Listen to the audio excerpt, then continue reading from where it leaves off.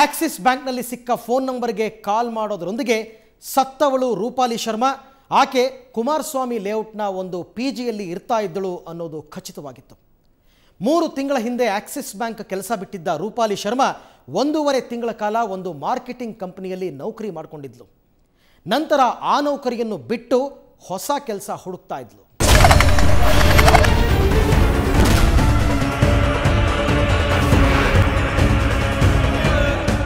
Axis ಬ್ಯಾಂಕಲ್ಲಿ ಕೆಲಸ ಮಾಡ್ತಿದ್ಲು. ಈಗ ಮಾಹಿತಿ ಪ್ರಕಾರ 3 ತಿಂಗಳ ಹಿಂದೆ ಆ ಕೆಲಸವನ್ನು ಬಿಟ್ಟಿದ್ದಾಳೆ. 1.5 ತಿಂಗಳು ಇನ್ನೊಂದು ಮಾರ್ಕೆಟಿಂಗ್ ಏಜೆನ್ಸಿಯಲ್ಲಿ ಕೆಲಸ ಮಾಡಿದ್ದಾಳೆ.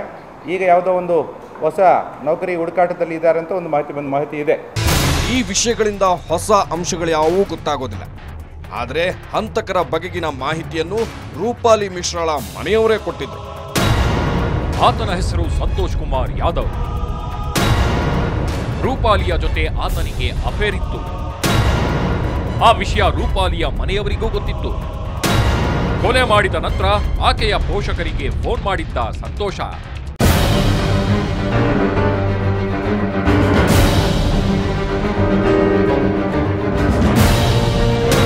ಎಸ್, 3ನೇ ತಾರೀಕು ಮಧ್ಯಾಹ್ನ 1:15ರಿಂದ 3:45 ಮಧ್ಯೆ ಈ ಸುಂದರಿಯ ಹೆಣ ಹಾಕಿದ ಸಂತೋಷ್ ಕುಮಾರ್ ನಂತರ ಉತ್ತರ ಪ್ರದೇಶದ ಆಕೆಯ ಪೋಷಕರಿಗೆ ಫೋನ್ ಮಾಡಿದ್ದ.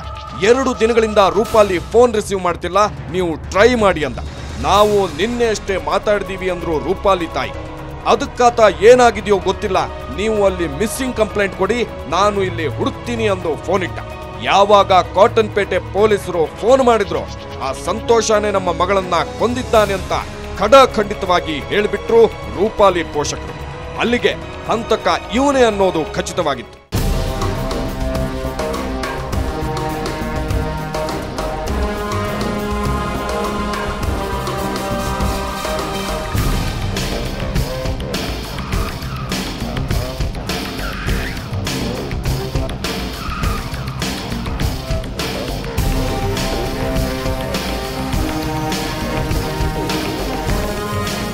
Any more questions?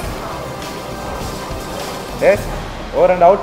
Yes sir, there are questions. ಹಾಗಾದ್ರೆ ಕೊಲೆ ನಡೆದದ್ದು ಯಾಕೆ? ಅಷ್ಟು ಬರ್ಬರವಾಗಿ ಕೊಲೆ ಮಾಡುವಂತದ್ದೇನಿತ್ತು? ಕೊಲೆ ಮಾಡಿದ ನಂತರ ಮತ್ತೊಂದು ಲಾಡ್ಜ್ಗೆ ಹೋಗಿ ಚಾಕು ಇಟ್ಟಿದ್ದೇಕೆ?